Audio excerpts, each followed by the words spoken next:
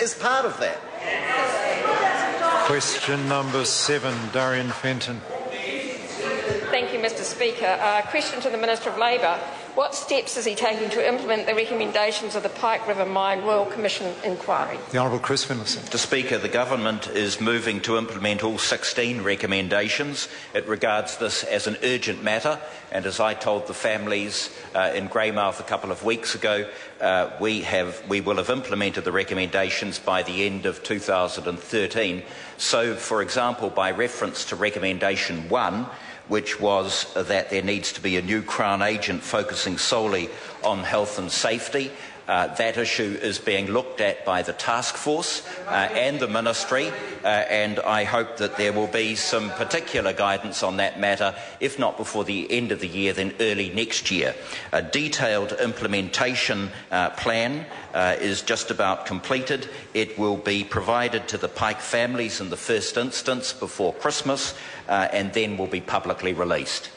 Darien Fenton. Thank you, Mr Speaker. To the Minister, why is his department proposing a major restructuring of the Health and Safety Inspectorate, where 150 jobs will be disestablished and health and safety inspectors forced to reapply for positions? The Honourable Chris Finlayson. The Government is committed to dealing with all issues of health and safety. The task force is working on matters, but at the same time, the department, even though there may be a transfer of some powers to the new regulator, is knocking itself into shape to deal with these issues. Darien Fenton. What impact will this restructuring have on the major recommendation of the Pike River Royal Commission to establish a new Crown agency that's solely focused on health and safety? Or will he instead make do by job and total reshuffling in Moby? Well, as I said, the Government regards this issue as health and safety as a top-tier issue, which is why we're giving very serious consideration to the exact shape and form and function of the new regulator, and the Ministry is also going to have a major policy involvement in those issues. So the suggestion that we're treating it in a cavalier manner, which is at the heart of the member's question, is totally wrong. Darien Fenton. Is he comfortable with the Safety and Health and Forest Operations Code of Practice issued yesterday, which ignores major recommendations coming out of the Pike River tragedy, such as the importance of employee participation in health and safety and reciprocal obligations on employers and employees? The Honourable Chris Finlayson. Yes, I am.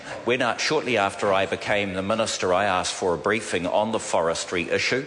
The importance of health and safety in forestry was also emphasised to me in a productive meeting I had with the CTU a week or so ago.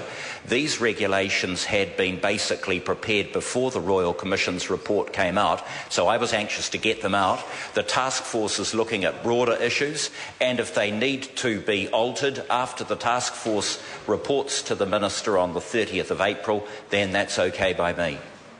Darien Fenton.